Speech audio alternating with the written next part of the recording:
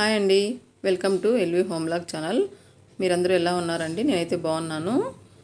ఈరోజు నేను శనివారం కదండి, దేవుడి పటాలు ప్లస్ దేవుడి సామాన్లు క్లీనింగ్ చూపిస్తానండి. దేవుడి పటాలు ఈ విధంగా తడి క్లాత్తో ఒకసారి, పొడి క్లాత్తో ఒకసారి తుడుచుకుంటున్నానండి. ప్రతి వారము తుడుచుకుంటే బాగుంటుంది కదండి, అందువల్ల క్లీన్గా ఉంటుంది దేవుడి దగ్గర కూడా మనకి. ఈ విధంగా అంతా తుడిచేసుకుందామండి. తడిగుడ్డతో తుడిచేసుకున్నాను, తర్వాత పొడిగుడ్డతో తుడుస్తున్నాను. తర్వాత వచ్చి గంధంతో పెడుతుంటే ఊడిపోతున్నాయండి. అందువల్ల సమ్మర్ అవ్వడం వల్ల ఏమో నేనైతే ఈ విధంగా కుంకుమే కొంచెం కలుపుకొని వాటర్లో ఈ విధంగా పెట్టుకుంటున్నానండి. ఫస్ట్ కలిపిన కుంకుమతో ఈ విధంగా బొట్లు హెయిర్ బడ్స్తో పెట్టుకున్నాను. తర్వాత వచ్చి పొడి కుంకుమ కూడా పెట్టుకుంటున్నానండి. ఈ బొట్లు పెట్టిన చోటల్లా ఈ విధంగా పెట్టుకుంటే నెక్స్ట్ వారంకు కూడా ఒకటి కూడా ఊడిపోకుండా చాలా బాగుంటుందండి. అందువల్ల చూడండి, ఈ విధంగా అంతా పెట్టేసుకుందాం బొట్లు. లక్ష్మీదేవి అమ్మవారు ఎంతో కలగా ఉంది కదండి గ్రీన్ చైర్లో. ఈ విధంగా అన్నీ పెట్టేసుకుందామండి. ప్రతి పటానికి కూడా ఈ విధంగా పెట్టేసుకున్నాను నేనైతే. చూడండి, వెంకటేశ్వర స్వామి పటానికి కూడా ఈ విధంగా పెట్టేసుకుంటాను. ఈ విధంగా తొందరగా మనకు పని కావాలంటే ఈ విధంగా హెయిర్ బడ్స్తో గబగబా పెట్టేసుకోవచ్చండి మనము. లేదంటే మనం చేతితో పెట్టుకుంటూ వస్తుంటే లేట్ అయిపోతుంటుంది. అందువల్ల మళ్ళీ పొడి కుంకుమ అయితే తడి లేకుండా ఉంటుంది కాబట్టి పొడి కుంకుమ కూడా గబగబా పెట్టేయచ్చు అనమాట మనము. ఈ విధంగా అన్నీ పెట్టేసుకున్నానండి. చూడండి, పొడి కుంకుమ కూడా చేతికి ఎంత తొందరగా బాగా వస్తుంది. అది చెయ్యి తేమంటే తొందరగా పెట్టలేమండి. అందువల్ల నాకైతే పని ఫాస్ట్గా అవ్వనప్పుడు నేను ఈ విధంగా చేసుకుంటానండి. ఏదైనా ఒక్కొక్కసారి హడావుడి అయిపోతుంటుంది కదా పని ఇంట్లో. అలాంటి టైంలో మనం దేవుళ్ళు క్లీనింగ్ చేసినప్పుడు ఈ విధంగా నేను చేసుకుంటున్నానండి. దేవుడు తొందరగా క్లీన్ అయిపోతాయి, తొందరగా బొట్లు పెట్టుకోవచ్చు. ప్లస్ వచ్చి దేవుడి సామాన్లు కూడా తొందరగా కడుక్కోవచ్చు అండి. పండగలు అట్లా వచ్చినాయంటే మనకు స్పీడ్గా కాదు కదండి పని తొందరగా ఇంట్లో. అందుకని నేనైతే చింతపండు, తర్వాత సర్ఫు, పీతాంబరం వేసుకునేసి ఈ విధంగా క్లీన్ చేసుకుంటానండి. ఒక్కొక్కసారి ఒక్కో రకంగా చేసుకుంటుంటాను. దేవుడి సామాన్లు క్లీనింగు ఒకే రకంగా చేయనండి. ఒక్కొక్కసారి నిమ్మపండు కూడా తీసుకొని పూసుకొని అంతా చేస్తూ ఉంటాను. ఈ విధంగా ఫస్ట్ చింతపండు అంతా పూసేసుకుంటానండి. తొందరగా క్లీన్ అయిపోతాయండి. చింతపండు నానబెట్టుకుంటే తొందరగా క్లీన్ చేసేసుకోవచ్చు. ఈ విధంగా అంతా పూసేసుకున్నాను. తర్వాత వచ్చి పీతాంబరం పూసుకుందామండి. కొంచెం పీతాంబరం సర్ఫ్ వేసుకున్నామండి, జిడ్డు ఉన్నది. లేదంటే విమ్ లిక్విడ్ ఉన్నా కూడా పర్లేదండి. నా దగ్గర విమ్ లిక్విడ్ లేదు కాబట్టి నేను పీతాంబరము సర్ఫ్ వేసుకొని క్లీన్ చేసుకుంటున్నాను. చూడండి, మరకలు కూడా ఉండవండి పీతాంబరం వేసుకుంటే. ఫస్ట్ చింతపండుతో రుద్దేసినాం కాబట్టి మనము మరకలు కూడా తొందరగా వెళ్ళిపోతాయండి. హడావుడి లేకుండా దడదడ మనకు పని అయిపోతుంది. షైనింగ్ కూడా బాగా వస్తాయండి. ఇత్తడివి కానీ, రాగివి కానీ, వెండివి కానీ ఏవైనా కూడా షైనింగ్ అయితే బాగా వస్తాయి మనము ఈ విధంగా క్లీన్ చేసేసుకుంటే. ఫటాఫటు అరగంటలో దేవుడు సామాన్లు, దేవుడి పటాలు అన్నీ చేసేసుకోవచ్చండి.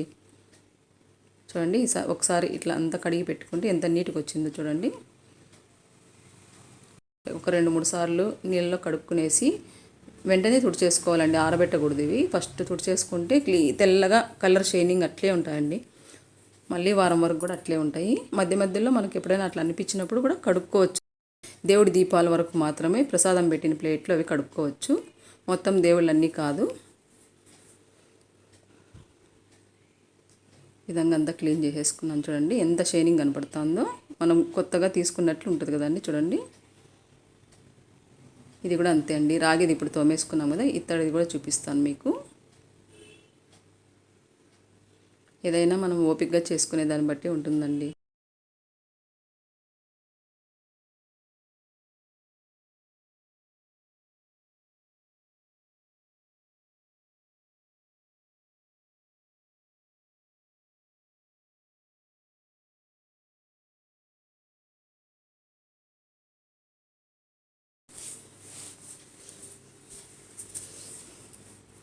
చూడండి, బొట్లు కూడా మనం పెట్టింటాం కదా, ఆ బొట్లు కూడా మరకలు కూడా ఉండవన్నమాట.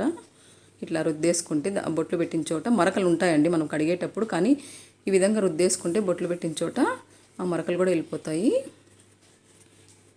షైనింగ్ కూడా బాగా వస్తాయండి. సర్ఫ్ వేస్తాం కదా, దానివల్ల ఇంకా కొంచెం షైనింగ్ వస్తాయి, జిడ్డు కూడా ఉండవండి సామాన్లు అయితే.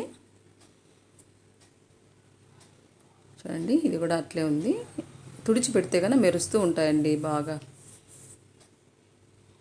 ఇప్పుడు వెండివి కుంకుమ బరిని కడుగుతున్నానండి.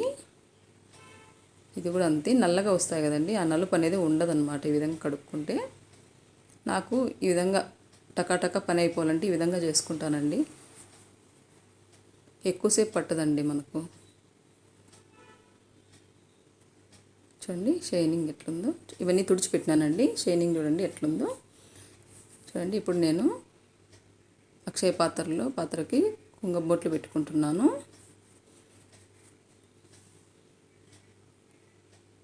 చూడండి బొట్లు పెట్టుకునేస్తున్నాను.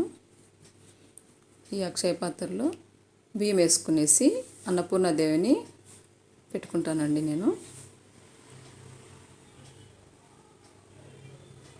బియ్యం వేసుకుంటున్నాను. ఇప్పుడు అన్నపూర్ణాదేవికి కుంకుమ పెట్టుకునేస్తున్నాను బొట్లు.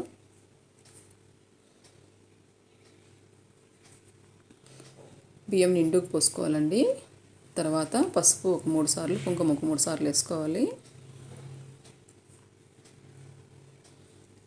తర్వాత అమ్మవారిని పెట్టుకోవాలి, అన్నపూర్ణాదేవిని. తర్వాత వచ్చి నా దగ్గర లక్ష్మీదేవి, వినాయకుడు, బిల్ల ఉందండి. ఆ బిల్లలు కూడా ఇట్లా పెట్టేసుకొని, అది కూడా అన్నపూర్ణాదేవి పక్కనే పెట్టేసుకుంటాను బియ్యంలో.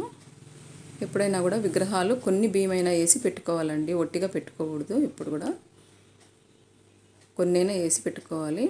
ఈ విధంగా చిల్లర అంతా పెడతానండి అమ్మవారికి నేను అంతా.